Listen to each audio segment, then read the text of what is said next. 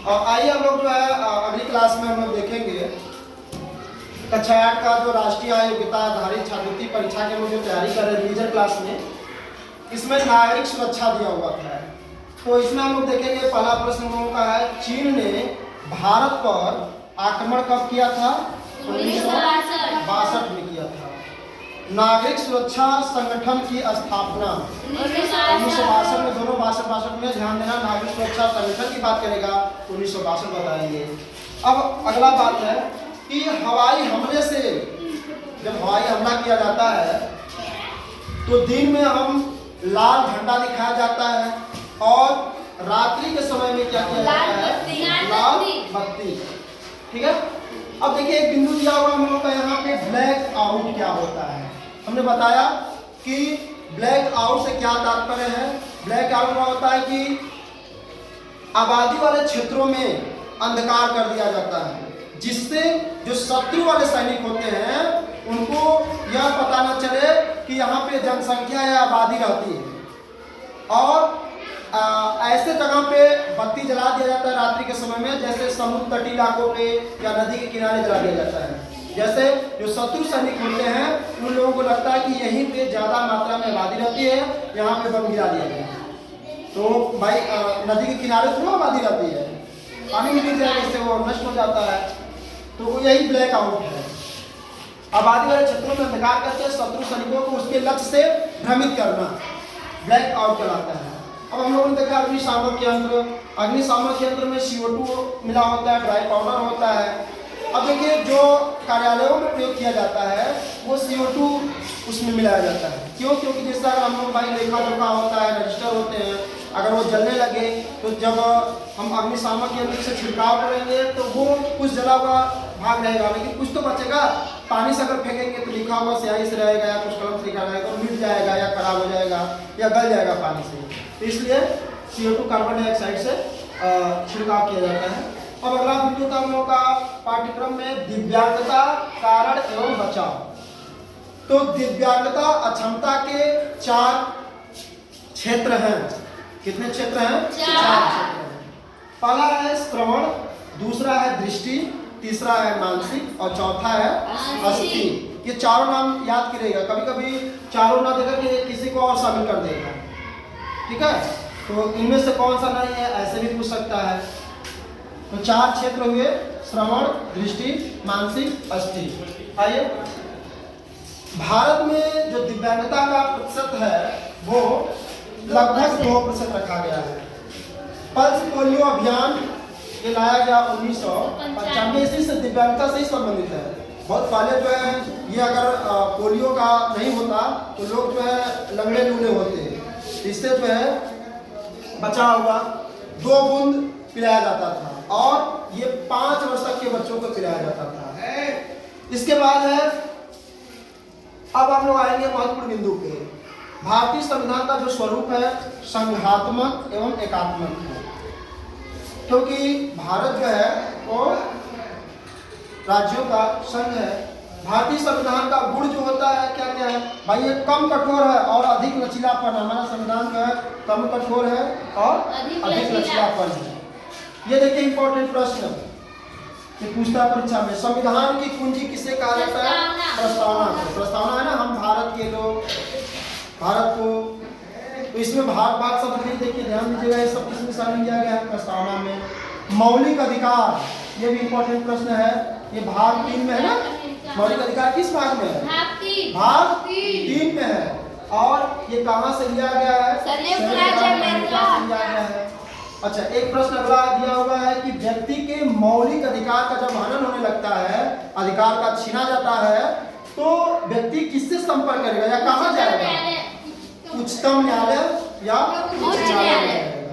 ठीक है, ये भी इंपॉर्टेंट प्रश्न है। उच्चतम न्यायालय है कहाँ? नई दिल्ली। नई दिल्ली, जिसको सुप्रीम कोर्ट कहा जाता है।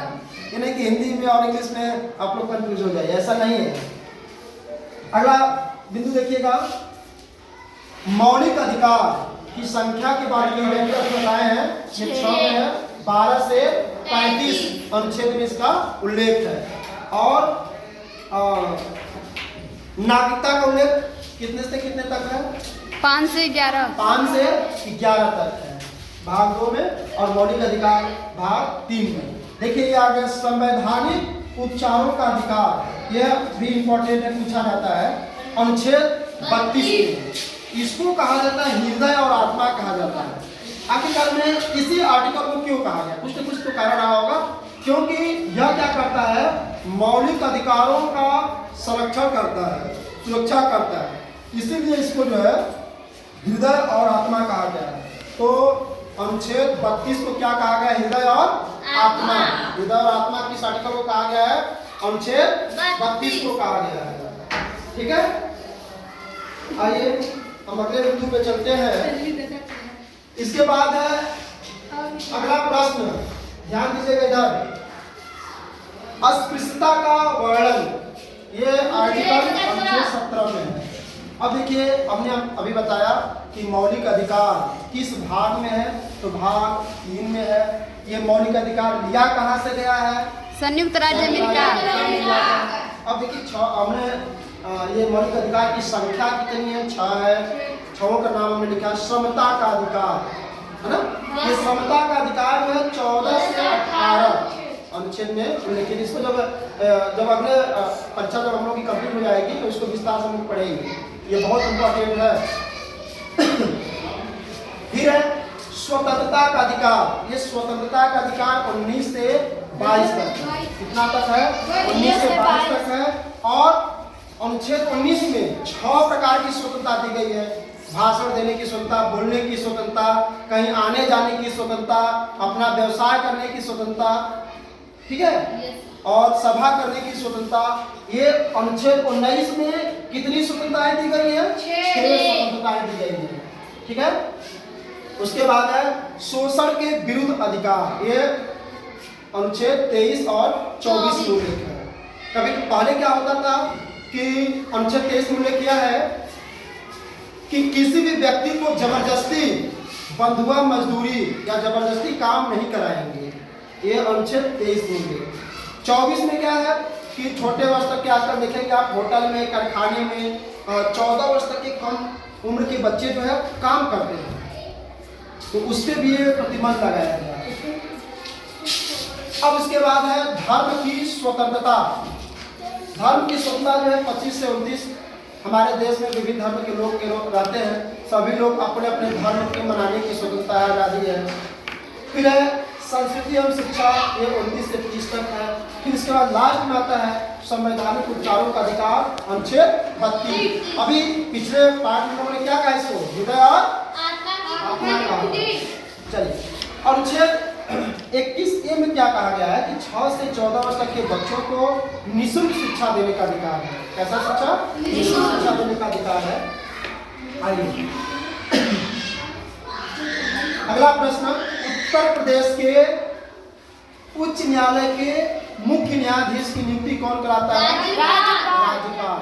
अच्छा, सर्वोच्च न्यायालय अर्थात सुप्रीम कोर्ट के जो मुख्य न्यायाधीश होते हैं उनकी नियुक्ति कौन कराता है, राष्ट्रपति कराता है। कौन कराता है, राष्ट्रपति कराता है। राष्ट्रपति की मुख्य न्यायाधीश आपस में लेन-देन कर लेते हैं, नियुक्ति वो और उनकी नियुक्ति। आइए, कल अभी हम लोगों ने पढ़ा था कि उत्तर प्रदेश में विधानसभा की सीटों की जो संख्या है 403 और विधान परिषद की सीटों की संख्या है 100। लक्षद्वीप की राजधानी, ये बहुत प्रश्न पूछा जाता है, कवरती। और केंद्र शासित जो प्रदेशों की संख्या वर्तमान कितनी है, 8। ये 8 का नाम और राजधानी याद कर लीजिएगा। ठीक है, अगला प्रश्न, भारत में पहले 2 केंद्र शासित प्रदेश थे, दिल्ली और पुडुचेरी। इन्हीं 2 जगहों पे विधानसभा थी। जब से जम्मू कश्मीर को केंद्र शासित प्रदेश का दर्जा मिला है, अब 3 हो गया है, तो दिल्ली में कुल सीटों की संख्या 70, पुडुचेरी में जो है 30 और जम्मू कश्मीर में कितना है, 90। जम्मू कश्मीर के पहले 2 केंद्र शासित प्रदेश थे जहां पर विधानसभा थी, अब कितना हो गया, 3। चलिए अगला प्रश्न, पोर्ट ब्लेयर की राजधानी आपने बताया, राजधानी में याद करिएगा। चलिए देखिए इंपॉर्टेंट प्रश्न, 73वां संविधान संशोधन 1992 ये किससे संबंधित है भाई? पंचायत। 27 नहीं, ये तो 29 विषय हमने लिखा था, 29 विषय। तो पंचायत राज से लेकर 74वां की बात कर लेते हैं भाई। तो 74वां किससे है? नगरी से या शहरी सब कह सकते हैं। इसमें कुल विषय की संख्या 18 है, जबकि पंचायत और में विषय की संख्या कितना रखा गया? 29। चलिए आते हैं, ये भी इंपॉर्टेंट प्रश्न।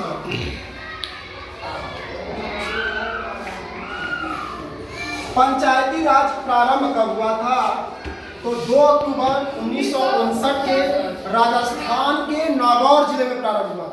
सबसे पहले अगर किस राज्य की बात करेगा तो राजस्थान में शुरू हुआ था 2 अक्टूबर 1959 को। और नागौर के किस जिले में? तो बगदरी गांव में सबसे पहले शुरू हुआ था। तो पंचायती राज व्यवस्था शुरुआत राजस्थान में। चलिए अगला प्रश्न। जिला पंचायत का सदस्य होने के लिए 21 वर्ष, प्रधानी का चुनाव लड़ने के लिए 21 साल, बीडीसी का लड़ने के लिए 21 साल, लेकिन लोकसभा का सदस्य बनने के लिए 30 साल। गलत। 25। लोकसभा का सदस्य बनने के लिए 25 साल, राज्यसभा का सदस्य बनने के लिए 30 साल, विधानसभा का बनने के लिए 25 साल, और विधान परिषद का बनने के लिए 30 साल, राष्ट्रपति बनने के लिए 35 साल। इसको ध्यान से कर लीजिएगा। और सर प्रधानमंत्री, प्रधानमंत्री भी 25 साल में भाई अगर जिनकी योग्यता रहेगा, सांसद बनेगा तो नहीं रहेगा। इसके बाद हमने कल भी चर्चा किया था, जो सुप्रीम कोर्ट के मुख्य न्यायाधीश रहेंगे वो 65 वर्ष के बाद रिटायरमेंट लेंगे, और उच्च न्यायालय के 62 साल मुख्य न्यायाधीश का। चलिए आगे चलते हैं लोग। नगर निगम के अध्यक्ष को क्या कहा जाता है? महापौर कहते हैं। ठीक है। नगर पालिका के अध्यक्ष को क्या कहते हैं? चेयरमैन कहते हैं। नगर पंचायत के अध्यक्ष को नगर पंचायत अध्यक्ष कहा जाता है। इस पे भी थोड़ा सा चर्चा कर लेते हैं। ठीक है। 5000 से लेकर अगर 1 लाख तक की जनसंख्या है तो उसको हम क्या कहेंगे भाई? नगर पंचायत कहेंगे। उसके बाद नगर पालिका किसको कहेंगे? 1 लाख से अधिक। 5 लाख से कम रहेगा तो सर 1 लाख से 5 लाख तक की 1 लाख से बता रहे 1 लाख से अधिक और 5 लाख से कम रहेगा तो नगर पालिका, और 5 लाख से अधिक रहेगा नगर। जैसे वाराणसी नगर निगम, मुगल सुना है नगर पालिका, और चटिया चंदौली सब क्या हो जाएंगे? नगर पंचायत। चलिए अगले प्रश्न पे चलते हैं हम लोग। शिक्षा, शांति बनाए रखिए। शिक्षा जो है ये समवर्ती सूची में शामिल है। किस सूची में शामिल है? समवर्ती सूची में। और इसमें विषय की संख्या की बात करेंगे, 52 विषय हैं। रेलवे, बैंक, सुरक्षा, ये संघ सूची के विषय हैं। किस सूची के विषय हैं? और संघ सूची में कुल विषय की संख्या 100। कितना है? पुलिस, ये राष्ट्रपति का विषय है। इसमें 61 विषय। कितने विषय हैं? 61। अगले प्रश्न में हम लोग चलते हैं। मुख्य चुनाव आयुक्त की नियुक्ति कौन करता है? राष्ट्रपति। ठीक है। निर्वाचन आयोग की स्थापना 25 जनवरी 1950 हुआ था। 25 जनवरी को राष्ट्रीय मतदाता दिवस मनाया जाता है। किस तिथि को? 25 जनवरी को। अब देखिए अनुच्छेद 360 है, वित्तीय आपात से संबंधित है। संसद की सर्वाधिक सीट उत्तर प्रदेश में है, क्योंकि लोकसभा में सीटों की संख्या कितनी है? 80 और राज्यसभा में 31। चलिए 8वीं अनुसूची में कुल 22 भाषाओं को शामिल किया गया है। अनुसूची की संख्या 12 है, जिसमें हमने बताया था कि 8वीं की भी चर्चा हमने कर दिया। 8वीं में 22 भाषाएं हैं, 11वीं 12वीं इंपॉर्टेंट है, 10वीं दल बदल से संबंधित है, इसको याद कीजिएगा। चलिए राष्ट्रीय जो चिन्ह है ये सारनाथ से लिया गया। राष्ट्रीय चिन्ह में 4 सिंह अंकित है और चारों दिशाओं में है। इसके बाद जो राष्ट्रीय चिन्ह है उसके नीचे देवनागरी लिपि में सत्यमेव जयते लिखा गया है और चारों सिंह के नीचे चक्र बना हुआ, और इसके बाद बाएं जो है घोड़ा और दाएं सांड। चलिए आइए अगले प्रश्न पे। इंपॉर्टेंट यह भी प्रश्न है, ध्यान दीजिएगा। सूचना का अधिकार 2005 में 12 अक्टूबर 2005 में यह लगभग पूरे राज्यों में लागू है, केवल जम्मू कश्मीर को छोड़कर। यूनेस्को का मुख्यालय पेरिस, जो कि फ्रांस की राजधानी है, एफिल टावर वहीं पर है। प्रथम पंचवर्षीय योजना 1951 में आया। विश्व बैंक का मुख्यालय में है। चलिए, स्वतंत्र भारत के प्रथम गवर्नर जनरल की बात करें। चलिए, ये कथन आ गया, सारी जहां से अच्छा हिंदुस्तान हमारा, ये मोहम्मद इकबाल का है। आय व्यय का लेखा जोखा क्या कहलाता है, क्या बजट कहलाता है। संयुक्त राष्ट्र संघ का मुख्यालय न्यूयॉर्क में, इसकी स्थापना, चलो भाई खड़े जाओ, संयुक्त राष्ट्र संघ की स्थापना कब हुई बताओ तुम? नहीं पता इसे? 1945। हाँ 1945, 24 अक्टूबर 1945 को याद किए ये। चलिए अगले प्रश्न पे चलते हैं। प्रारूप समिति के अध्यक्ष डॉक्टर भीमराव अम्बेडकर जी थे, ठीक है, और BN राव सलाहकार थे। अर्थशास्त्र धन का विज्ञान है, यह एडम स्मिथ जी का है। देखिए ये चिन्ह ध्यान दीजिएगा, ISI चिन्ह प्रदर्शित करता है, ये उत्पादन की गुणवत्ता, किसको प्रदर्शित करता है? उत्पादन की गुणवत्ता को प्रदर्शित करता है। त्रिस्तरीय पंचायती राज व्यवस्था की सिफारिश पे है बलवंत राय मेहता समिति, ये भी इम्पोर्टेंट है। त्रिस्तरीय पंचायती राज व्यवस्था की सिफारिश किसके द्वारा किया है? बलवंत राय मेहता। योजना आयोग की स्थापना 1950 में। पंचशील सिद्धांत किसने दिया था? पंडित जवाहरलाल नेहरू।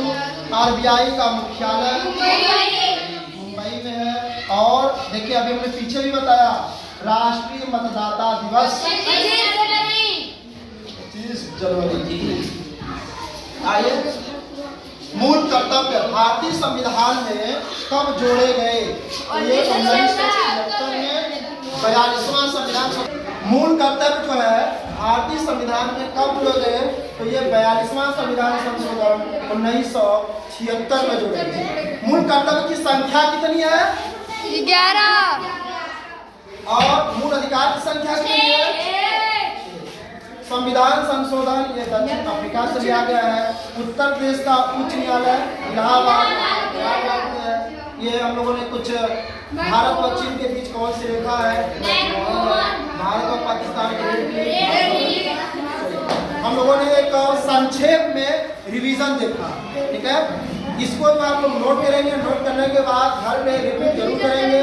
परीक्षा बहुत नजदीक है, इसलिए हम लोगों ने बहुत ही संक्षेप में आज जानकारी प्रदान हम किए और आप लोगों ने लिया। इसको घर पे जाकर जरूर दोहराइएगा, ठीक है। कल हम लोग फिर देखेंगे दूसरा। आज के लिए धन्यवाद।